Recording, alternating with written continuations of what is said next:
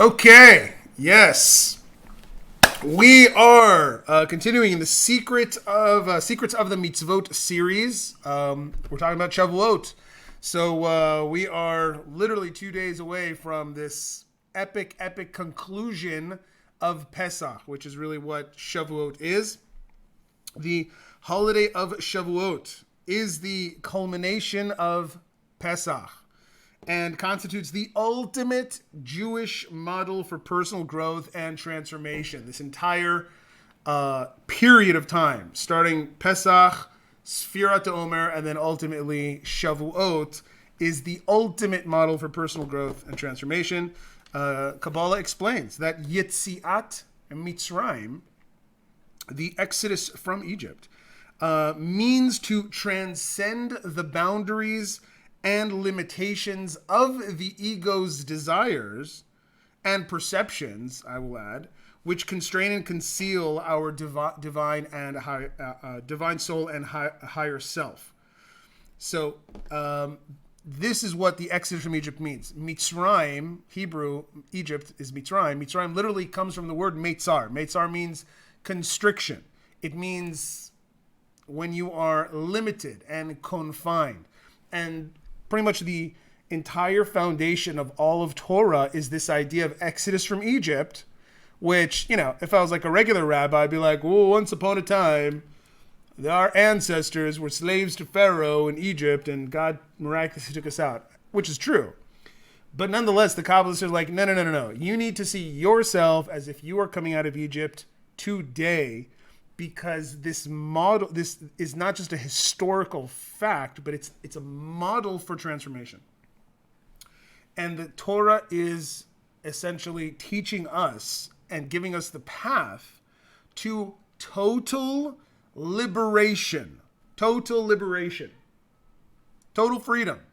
Now, when we talk about freedom, I can talk about freedom and liberation like if I was,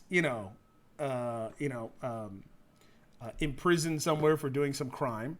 I can talk about freedom and liberation like, if I was Tony Robbins, talking about overcoming limiting beliefs and, achieving your goals and dreams and whatnot. And don't let all of the voices in your head stop you from doing what you want to do. Whereas in the Kabbalistic sense, ultimate freedom is a freedom of consciousness. It's a freedom of perception.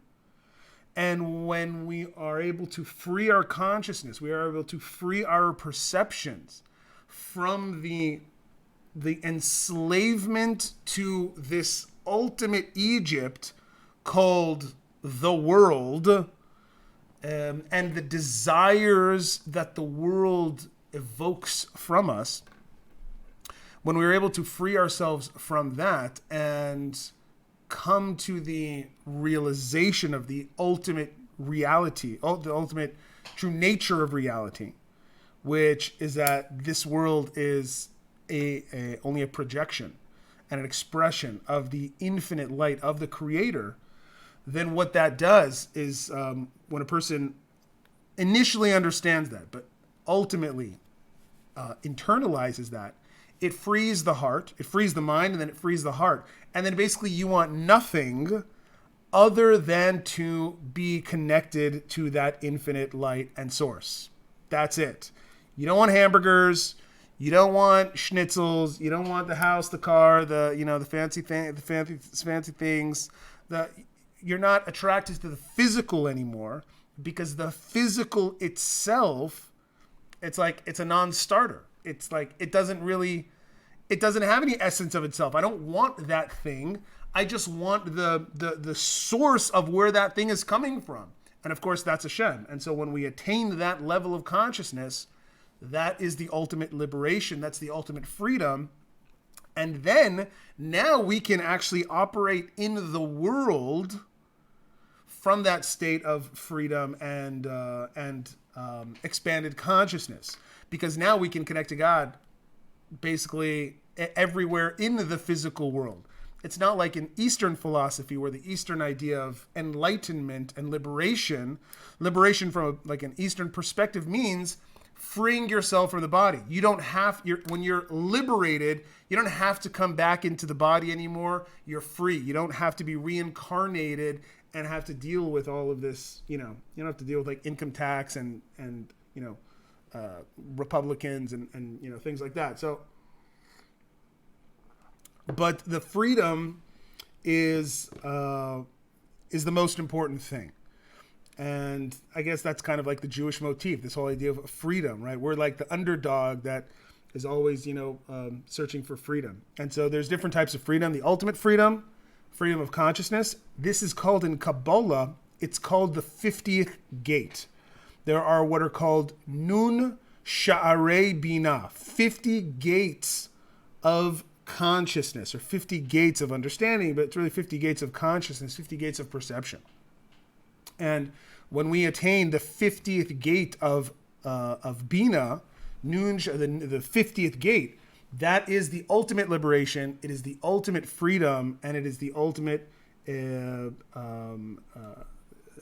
level where we experience the true nature of reality, and therefore the world, the ego, the body.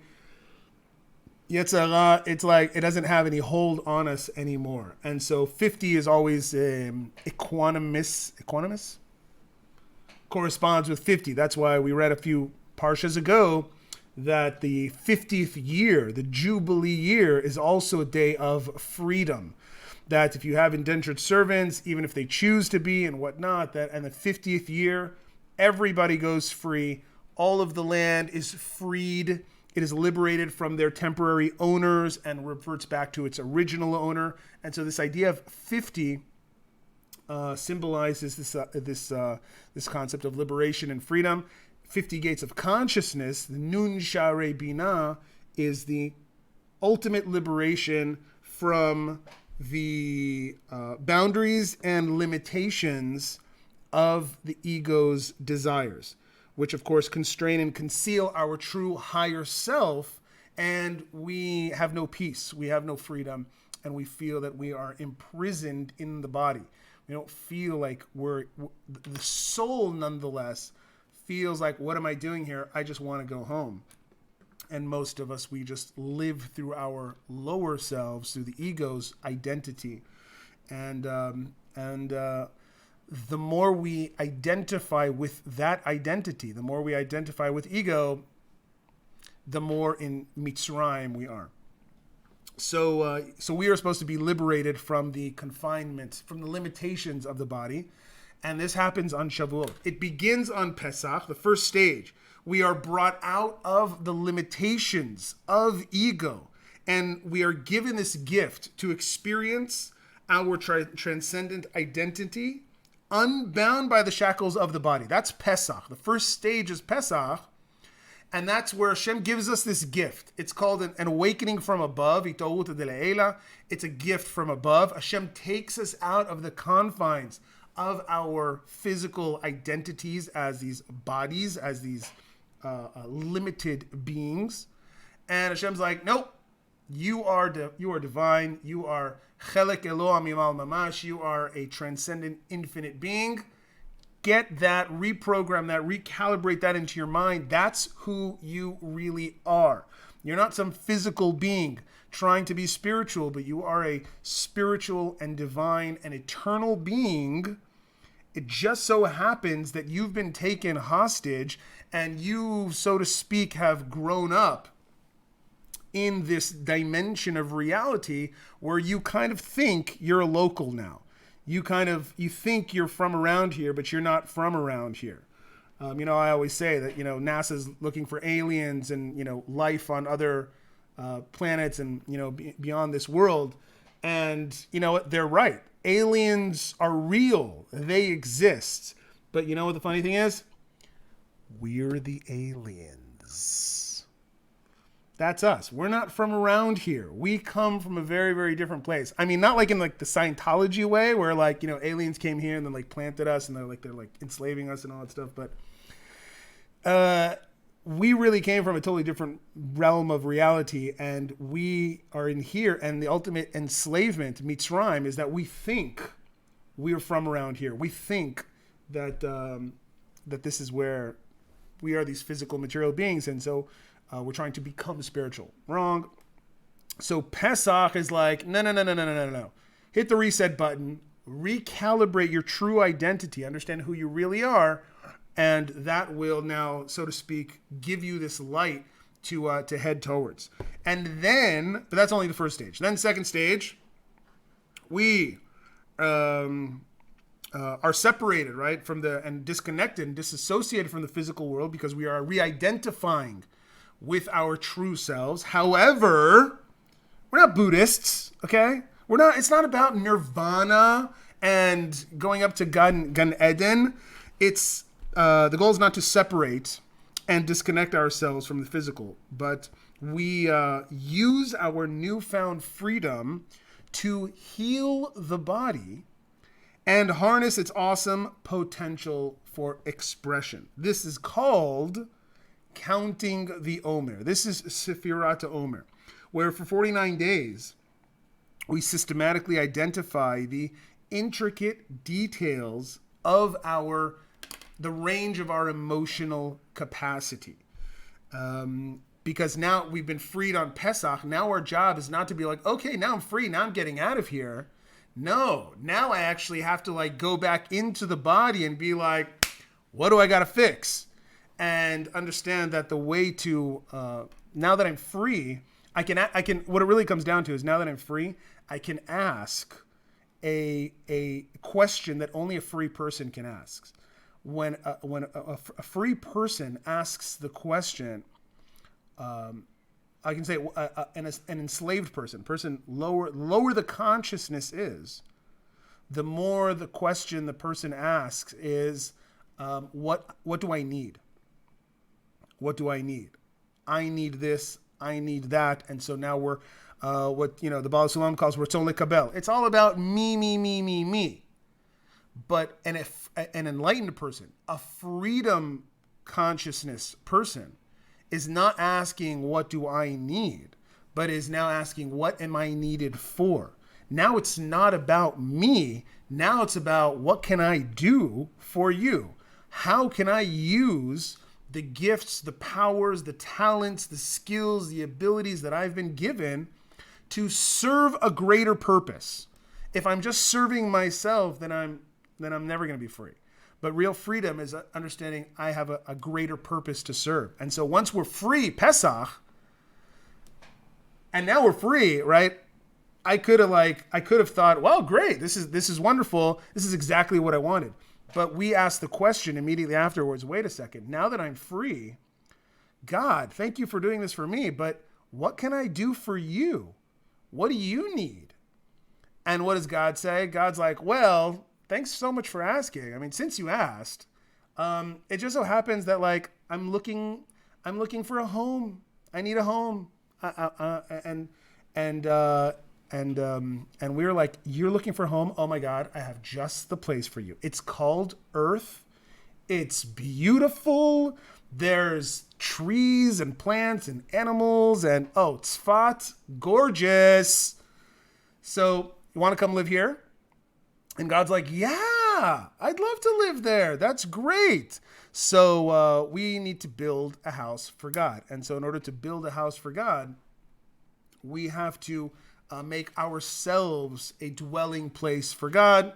Sule mikdash v'shachanti betocham. That when we are able to become the living chariot, a merkava for the divine will, then we were expressing Hashem's will through us, then we are essentially creating a dwelling place for God.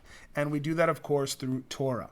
But in order to be able to prepare the home, I have to make sure it's built properly. I have to make sure everything is healthy and working correctly. And that's Shavuot Omer. Shavuot Omer is we come back into the world and we're like, okay, God, what can I do for you?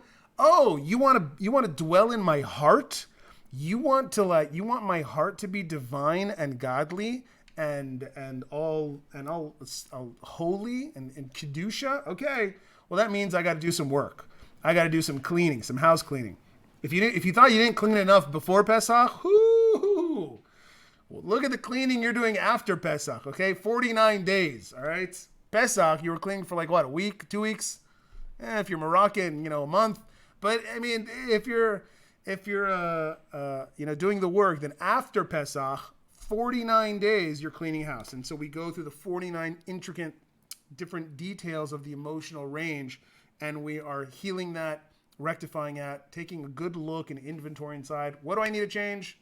I change it. So that's then the next stage, which is Shavuot Omer.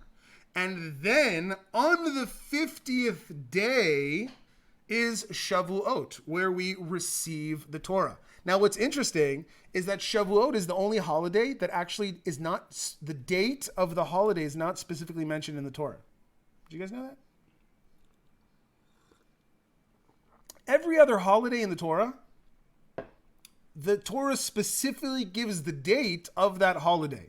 Yeah, Rosh Hashanah is on the first day of the 7th month. Yom Kippur is on the 10th day of the 7th month. Sukkot, Pesach, they all have specific dates, the Torah says. Only Shavuot does not have a date. It doesn't say on the 7th day of the 3rd month, you're going to receive the Torah. No. And the explanation, the mystics say why, is because the 50th day is dependent on those other 49 days. Shavuot is not a day unto itself, but it is the culmination, it's the climax in this process of coming out of Egypt. So when Pesach starts, that's the date you start, and now you have to walk this road to be able to get to Shavuot. So Shavuot is intimately connected with Pesach. So that's why it's called the 50th day. The 50th day of Shavuot, where we receive the Torah. Now, Kabbalah explains that this corresponds to the 50 gates of consciousness, which we already explained. And this is where we fully attain the ability to be limitless beings within the limits of creation. Say it again with me one time, Chevra. The Torah, what does the Torah do for, why do we need the Torah? What the Torah does is it gives us the ability to be limitless beings within the limits of creation. You would think limits and limitless, those don't go together, right? Like, this world is a world of limitations. I'm limited to the things that I can do. I mean, not like in the personal coaching world where it's like, no, potential's limitless. You can do everything. That's great. But nonetheless, you're still confined to the reality and to the limits of the reality that we exist in. Only beyond this dimension of space and time are we limitless when we are not confined by the physical bodies. However, what does the Torah do? The Torah allows us to take this limitlessness and to be able to live that within the limits of creation. There's a saying the mystics call liot me'al hateva betoch hateva. Liot me'al hateva betoch hateva. To be above nature within nature. To be above nature within nature. And yes, the Torah gives us the power to bind our consciousness to the infinite, limitless source of our existence. And then we draw the light down and we are able to free ourselves from the limitations of the physical and from the mundane. This transforms our body. This transforms our ego.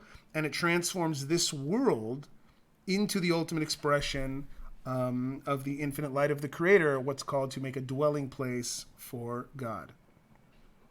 And the mystics equate this with a wedding.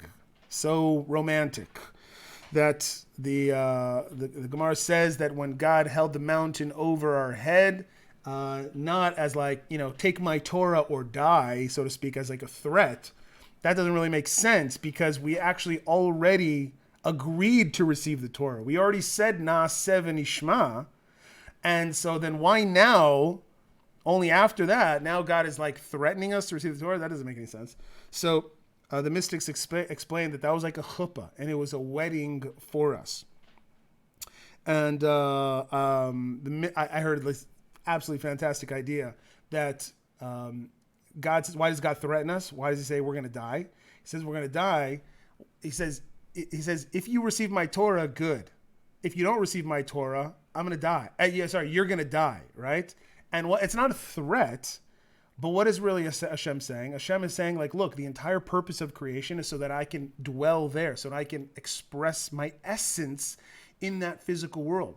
That's only through the Torah. If you don't accept the Torah, if nobody will take upon themselves this mission, this job, to create a dwelling place for me in the world, you're going to die. And then at least you die and it's over for you. What am I going to do? I'm infinite. I'll never die. Hashem's like, if you die, then what am I going to do? I'm hopeless. You guys, you chop that? It's not much deep. It's very deep. Hashem's like, if you don't take my Torah, you're going to die. And if you die, then, then it's over for you. But I'm still stuck here. And forever and ever, I'm like doomed to like not have a dwelling place in the world. So please. And we were like, yeah, of course. You had me at hello. That was a Jerry Maguire thing. All right, never mind. Okay.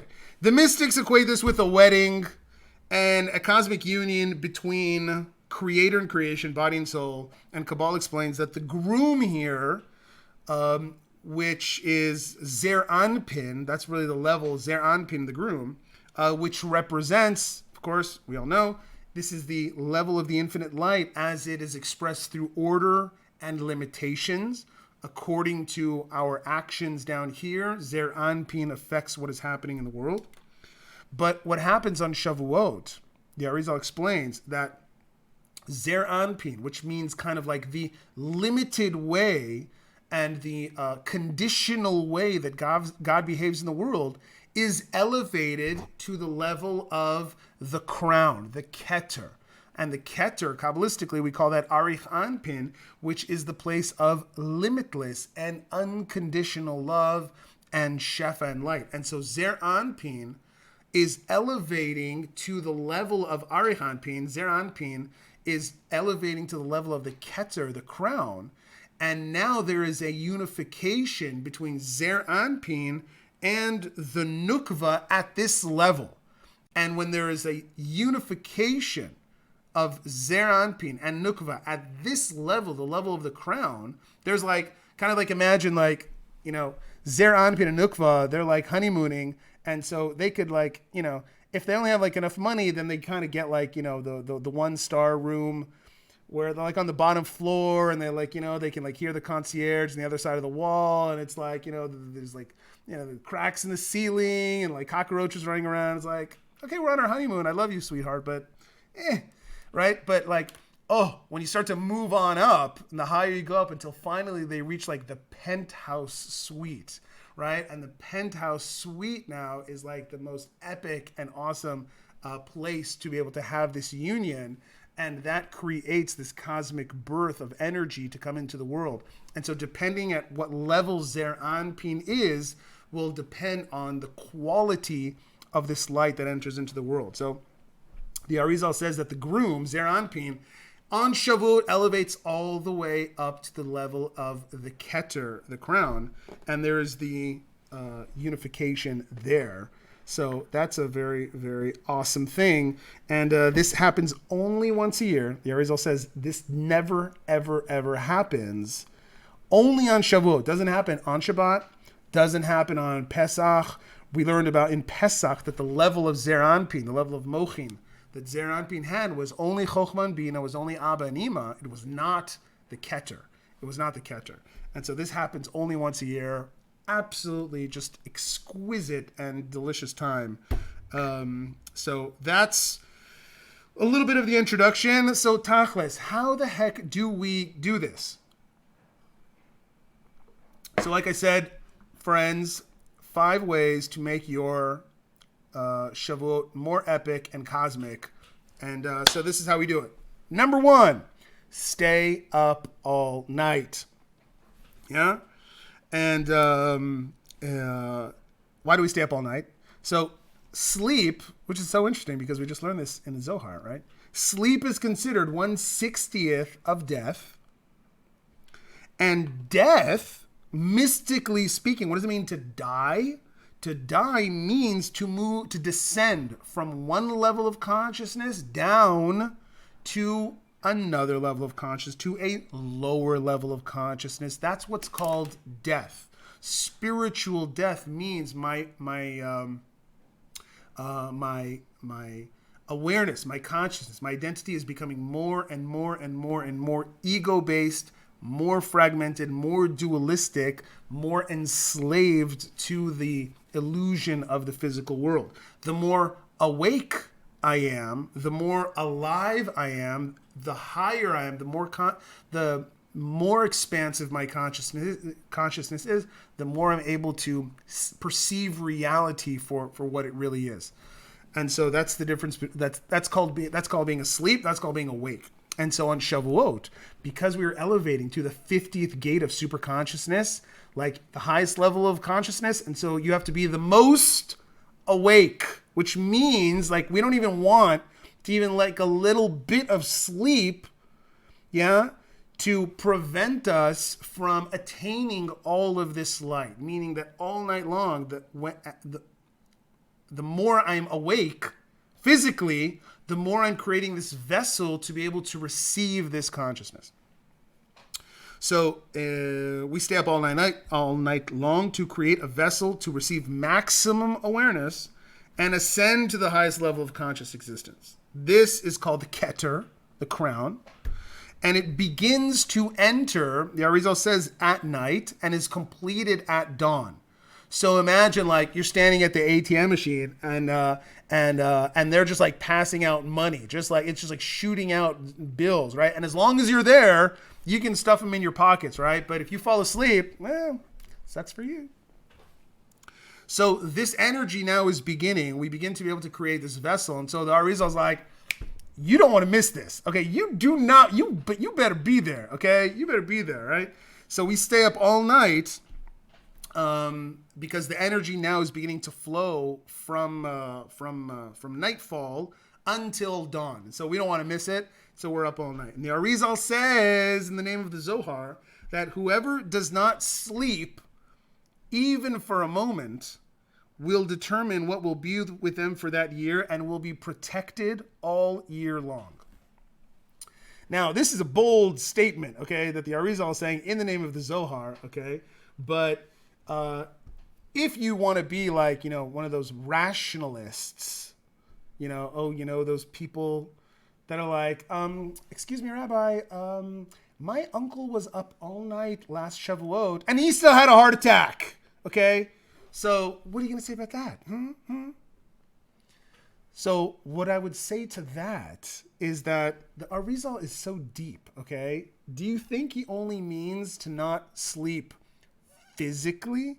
Whoever will not physically sleep will be protected in the whole year. No, of course, he's talking about consciousness. Means that if you can go the entire night in a state of awareness, in a state of focus, where you are totally immersed in connecting to the infinite essence of the light and not even taking a break for a second, okay, to have some coffee and chat with your buddies about, I love the rabbi's class. It was so great. That, he was a little boring. I started to snooze off a little bit, but the cheesecake, give out, okay? The Arizal, he calls that falling asleep, okay? You're standing on two legs, right? And you're, but you fell asleep, right?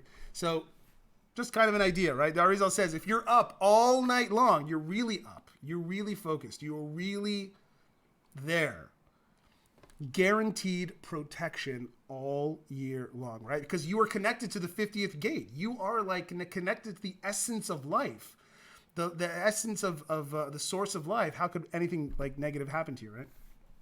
Anyways, Tov. So we stay up all night long. That's right. That's number one. Number two. What are we doing staying up all night long? Chatting with your friends, talking about how boring the class you just heard was? No.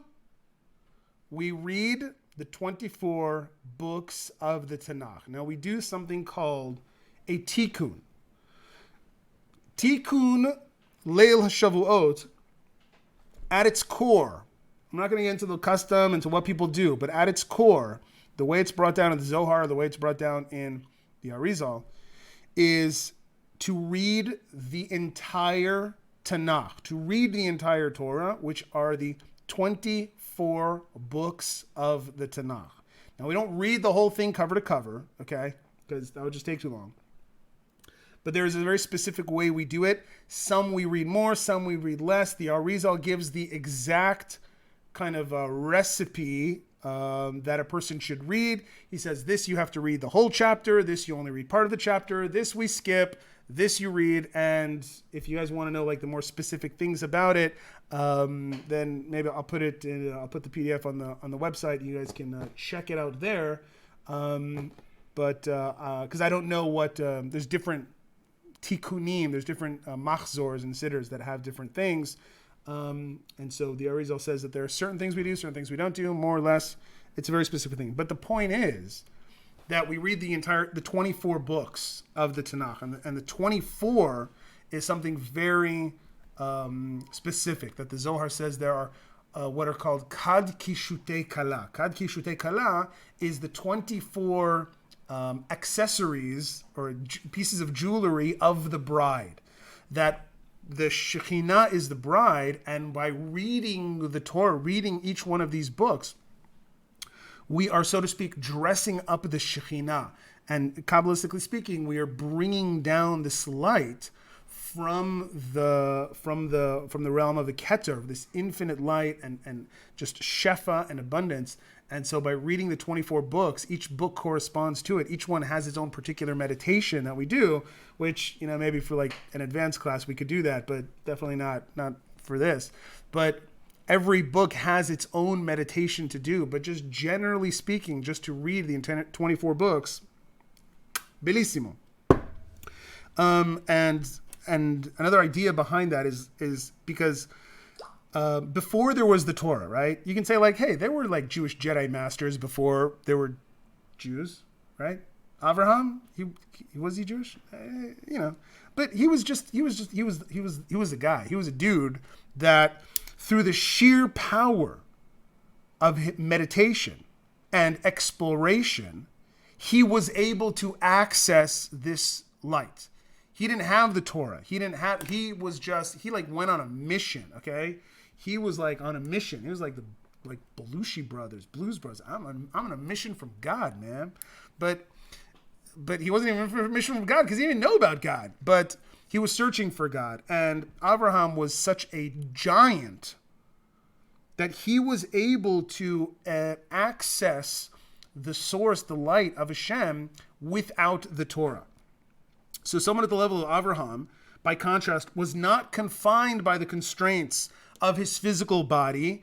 I mean, you know, he had probably like perfected like every single like yoga posture and like, you know, Buddhist meditation that existed up until that point. But he like was able to go beyond his body. It was not a constraint for him. It was not a source of limitation. And he was able to attain a full-hearted love for God by meditating on the limitless light. He was able to bind his mind, and he was able to transcend the limits of creation and to connect to the infinite essence of Hashem, and therefore negate the lure of material existence. But for most people, though, I mean, you know, for people like, you know, me, the material orientation of the body, because there's some pretty holy people in this group, but for somebody like me, okay, the material orientation of the body and the animal soul, the ego, is very strong, okay? And it prevents us from being able to focus and properly, deeply meditate on this essence of the infinite light. Our minds are too kind of ingrained in the physical, and so we're not really able to transcend the limits of creation. Some people are very spiritual, and they can, you know, they're connecting to the light, they're connecting to other realms, and they're able to experience those kind of things. But nonetheless, all of those levels, all of those experiences, by nature, are limited. They're limited. and within the order of creation. But to break free of the limits of creation, to break free from the essence of that light, from the essence of the confines of the physical realm, and connect to the essence of the infinite light, what the Zohar calls Sovev Kol Almin. There's two different types of light. There's the essence of the light, which is the Sovev Kol Almin, which is the transcendent light. It's the essence of godliness that is beyond the physical. The physical world is not able to attain that light, but we are able to exist because of God diminishing and converting the light and concealing it and diminishing it and diminishing it and diminishing it until it becomes only this kind of ray of light, what's called he'ara. It's just a ray of light, and it's just this very, very, very finite and low quality light that is able to bring us into existence. And so whatever level of reality or spirituality that we're kind of existing on, meditating on, it's only a ray of light. Abraham was able to break free from that and to experience the essence of the infinite light, which is why he became the first Jew. He became the person that will now be the one to bring that experience and to the world, and he inherited that experience. That it was such a profound transformation for Abraham. It was literally embedded in his DNA, in his genes.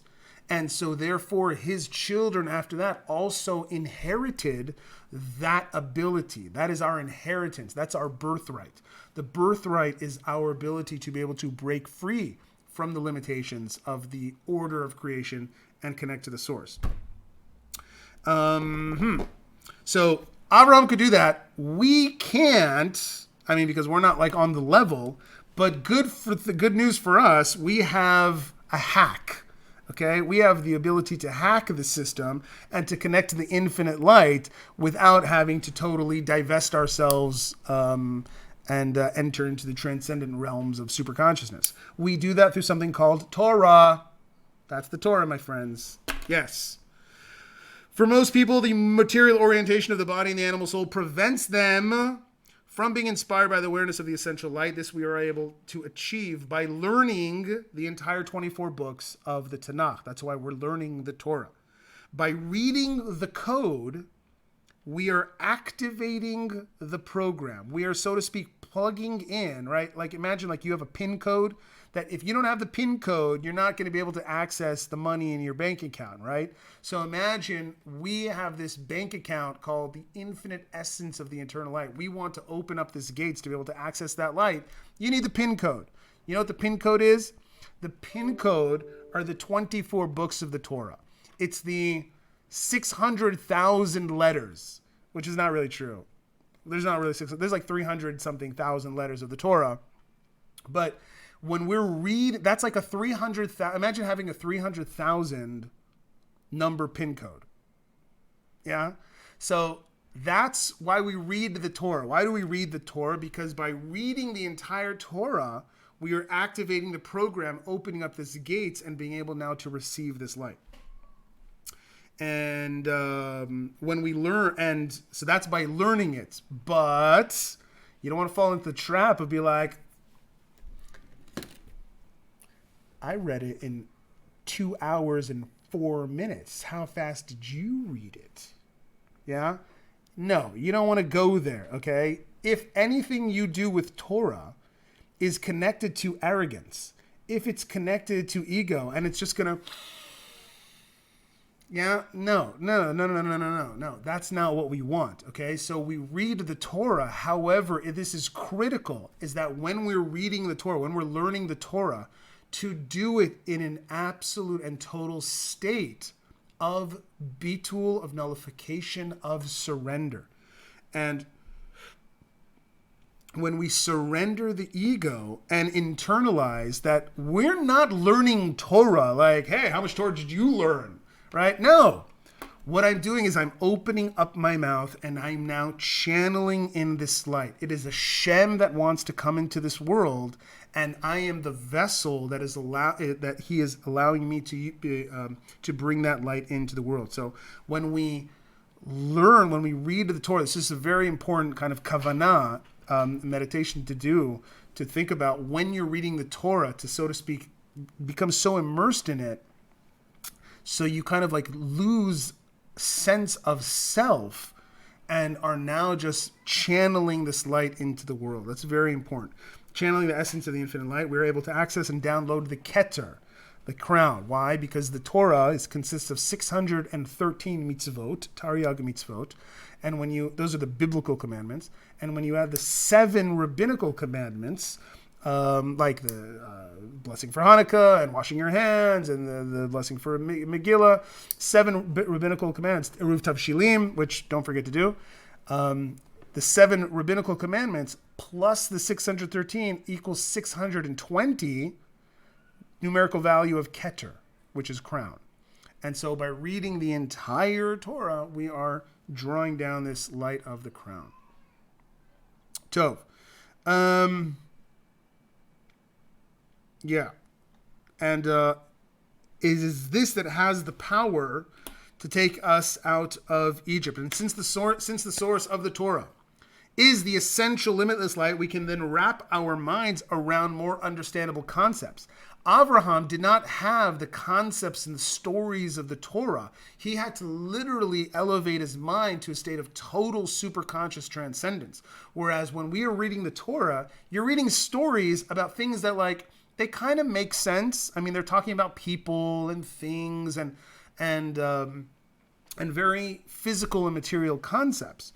And so, the Torah is not talking about like angels and all kinds of like, supernal things. It's talking about like, hey, you know what happens when your cow gores another cow? Yeah, you're chayav, okay? You are liable, all right? It's your fault. You got to pay up. So it's talking about things that we can wrap our minds around. And what that does is that now that has the power to illuminate the divine soul within our minds, and it weakens the physical nature of the body. And when we deeply meditate and contemplate the infinite light, Sovev Kol Almin, that is beyond the limits of reality, that is able to awaken a supernova of chesed, of love within us, that melts away the desires and the perceptions of ego. So it is very much dependent on the ability to meditate, that the words that I'm saying, the concepts, the stories, they're not just like historical things that happened a long time ago, but this is the essence of the infinite light now that is being manifest through these words. When a person meditates on that, it can have a profound effect that is able to melt away the ego. And so this is why in the 10 Commandments, and Havaya spoke all these words, lemor. Vaydaber Adonai el Moshe lemor, saying, I am Havaya. First commandment, right? Anochi Adonai Elohecha asher hotzeticha meretz Mitzrayim. I am Havaya means to say, to communicate the concept to someone else. When the commandment says, Hashem said to Moshe to say, meaning to say to the Jewish people, the Kabbalists are like, well, that doesn't really kind of make any sense because everybody was there. Everybody heard it. Why did God have to say to Moses to say to everybody else? They were there. God was speaking to them directly. So what does lemor really mean? In this context, it's not applicable for the entire Jewish people because they were all there. Every Jewish soul of all time were all present at the giving of the Torah. Moreover, the entire oral tradition was written. So what does it mean to say to them? Instead, the intent of lemor, to say, is to teach that when a Jew studies the Torah, he is saying the words of the infinite light of the Creator. As it is said, my tongue shall repeat your sayings. And when a person studies the Torah in this spirit, when they understand that I am saying the words of God, this brings about the revelation of God's infinite light on the physical plane, and studying the Torah with such awareness that awakens like awe and dread, that literally the infinite light, the Creator, God Almighty, is speaking through your mouth right now. Yeah? When you're reading the words, that has a very profound effect on the ego, and it weakens the animal soul. And this is the implication of the verse. I am Hashem, your God. I am Lord, your God, who took you out of the land of Egypt. And you have to read it like this, that with the acceptance of Torah, Anochi, I, in Hebrew, the biblical I, Anochi, the very first word of the Ten Commandments, Anochi, which is the Creator's infinite essence, God unto himself, totally unmitigated, undiminished. I, that transcend all the world, when you connect to the I, when you connect to that, this takes you out of the land of Egypt. Anochi Hashem Elokecha, I takes you out of the land of Egypt. Asher hotzeticha me'eretz Mitzrayim. That's how you have to read it. That this is our ticket to freedom and liberation. We leave the constriction of consciousness and limitation by connecting to the Anochi, connecting to the essence of God. This is the receiving of the Torah. This is the union, the cosmic union, and the bond, the wedding that happens when we're learning the Torah, and so that should take you all night long, and then so that was number 2. Number 3, you guys still with me? Number 3, go to a mikvah before dawn. Very important. A little before dawn, it is accustomed to go to the mikvah. The mikvah here represents the supernal keter. The waters are the waters of the bina, of Ima, the supernal mother, and is the 50th gate of bina, of understanding. This is the secret of the verse, and I threw upon you pure waters. The prophet says that in the redemption, Hashem will purify us once again. I will throw upon you pure waters. It's talking about this mikvah. This draws upon us this powerful energy of purity and kedusha, and this is where we escort the kala, the bride, which is the collective consciousness of creation, the Shekhinah, the divine presence. She is the bride. We're, so to speak, escorting the bride to the mikvah before her wedding. Yeah, every Jewish bride goes to the mikvah before her wedding, and so we are, so to speak, now escorting the Shekhinah to the bride in preparation for the wedding. And what we brought to Zer Anpin, the energy of the Keter that we brought to Zer Anpin through learning Torah all night long, is now given to the Malchut, given to the Nukva, to the Shekhinah in the mikvah, as preparation for her to ascend in the morning prayer. So we're learning Torah to bring the light to Zer Anpin, and then we go to the mikvah to create a vessel for the Nukva, and then there can be the unification. The 50 gates of Bina are her chesed energy, and chesed corresponds to water. And so, therefore, we go to the mikvah, because the water represents chesed, the love, the bond that God is bringing into the world. And the Kabbalah say there is a very important kavanah that one should have when going to the mikvah. When you go to the mikvah, you don't want to just like cannonball, like, oh, cannonball, and splash everywhere. Focus, kavanah, intention. Arizal says like this: you want to do 4 dunks, okay? Each dunk corresponding to one letter of Hashem's name. I put it on the PDF. You can see it here. And so the first dunk is Yud of Hashem's name, right? We're doing Yud, He, and Vav, and He. So the first dunk, Yud. And when I'm the Yud, I want to have the Yud with a kamatz. Kamatz, we learned before that each vowel corresponds to different sefirot. The kamatz is the vowel that corresponds to the keter. So when we do that first dunk, we're meditating on the first letter of Hashem's name, Yud, with a kamatz. Then we do a second dunk. That is the letter He, with a kamatz. And then the third dunk, the letter Vav, kamatz. And then the fourth dunk, the last letter He, with a kamatz. So we did 4 dunks, Yud and He and Vav and He with the kamatz, which symbolizes the keter. Now we've created the vessel. And then the Arizal says to do 1 more dunk. After you've created the vessel, Yud and He and Vav and He, now you do a 5th dunk. And now this is where the light is being drawn to the Shekhinah. And she, so to speak, now emerges in a state of total kedusha, total purity. All of the avodah zara of Egypt, all of the shmutz, that the Shekhinah maybe had, the schmutz that you and I had, is gone. We emerge from the mikvah ready to enter into this cosmic, supernal state of union and love with the creator of the world. Oh, yeah. So those are the 5 dunks of the mikvah. Super important. We usually do that before dawn. And that was number 3. Number 4, after that, start davening. Ooh, this is where this is magic time, okay? Imagine the entire shacharit. This is like the wedding service. This is the chuppah service. And they're reading the ketubah, okay, which the culmination is hearing the 10 commandments. Some communities actually read the ketubah. There's a ketubah that they read. Some communities don't do that, but the ikar is the 10 commandments. Go hear the 10 commandments. Whatever you do, when you hear the 10 commandments, meditate now that this is the ketubah, this is the contract, this is the infinite and eternal bond between the Creator and our souls, that we will all, if we stay true and loyal, then we will always be in a state of freedom and liberation no matter what, because we have the Torah now. And whenever you want, all you have to do is a mitzvah, and you are able to elevate and connect back to the infinite essence and light of the Creator. So hearing the 10 commandments, super important.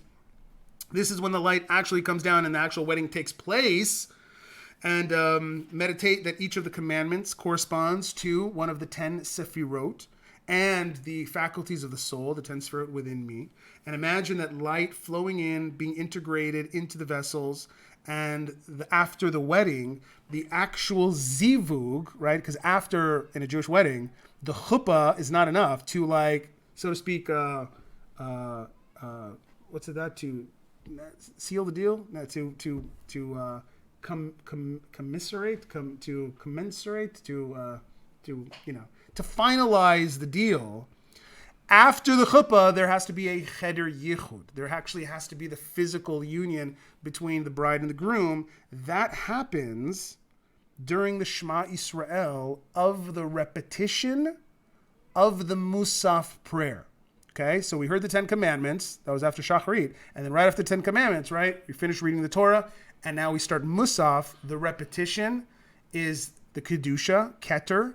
And in the Keter, we say Shema Yisrael, Adonai Eloheinu, Adonai Echad. At that moment, that is where the unification is. That's where the zivug is. That is like, that's the moment, my friends. That is the moment that if we only had eyes to see what is happening at the cosmic level, Gewalt. And so if you want to do the meditation, the kavanah, for the zivug itself, we take the 4 letters of the masculine aspect, Yud and He and Vav and He. We take the 4 letters of the feminine aspect, which is Aleph, Daled, Nun, and Yud. So we have Zeran, Pin, and the Nukba. And then we intertwine these letters. If you have a Sephardic siddur, you can find it. It's there. It's there. It's easy. Ashkenazis, we kind of have this whole complex. So there's no divine names in there. So you kind of have to do it yourself. So intertwining the Yud and the He and the Vav and the He with the Aleph, Daled, Nun, Yud. I can put that on the group also, but I'm sure if you guys, from other classes already know what I'm talking about. But this is the unification that we do at the Shema Yisrael of the repetition of Musaf. And this is it. This is it. After all night long learning and mikvah and the whole thing, 10 commandments, this is the ultimate time of kedusha and light.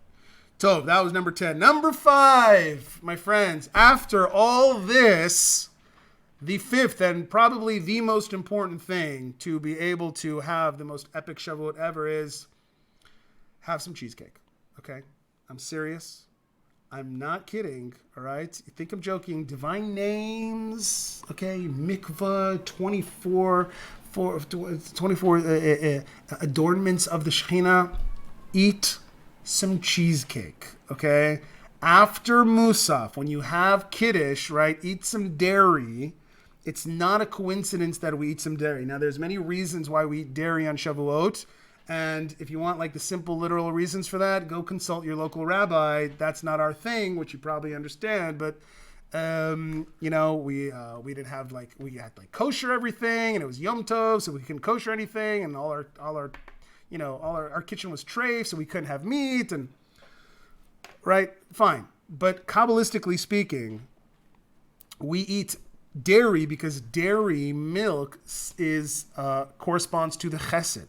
It corresponds to love. And this is where we are bringing down all of the love. This idea of dairy, of white, right? Meat is red. Meat is gevura. The color and the essence of the food corresponds to that energy. It's not gevura. It's not about limitations. It's not about putting boundaries. Now we are totally in a state of infinite oneness and limitlessness. And so it's all about the love. It's all about chesed. It's about the white. Some people dress up all in white. But you got to eat some dairy. Eat some dairy, and that brings the chesed into the physical world. Everything else was like you're thinking, you're saying. But when you actually eat, when you do the physical act of eating that food, you are anchoring that energy in the world. You're anchoring that energy within yourself. And you're anchoring that energy in the physical dimension, the physical plane, okay?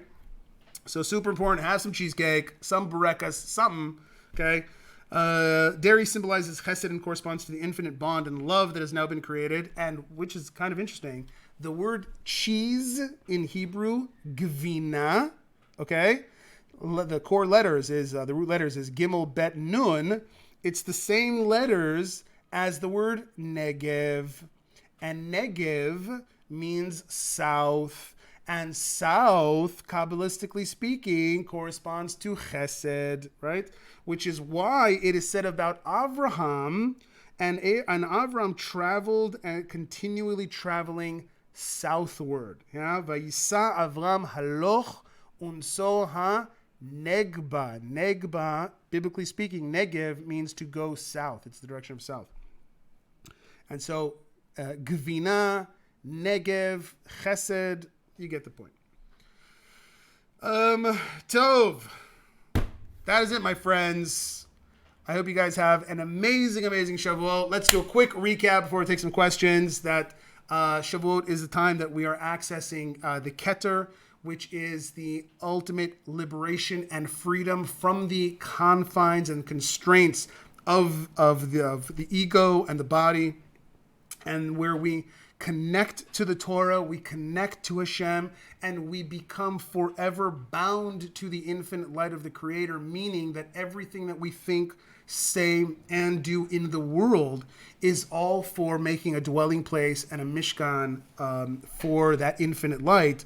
And so we renew our vows, so to speak, by getting married again to God, getting married again to Torah, and saying, we are going to become the living embodiment of the 613 desires, 620 desires that you have, because when I want the same thing you want, then we're one.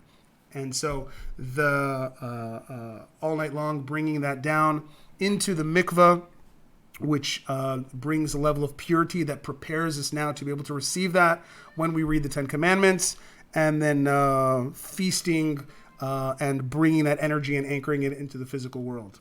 Chag Sameach. Questions, comments, thoughts, answers. Questions, comments, thoughts? Answers I can't promise, but you can ask.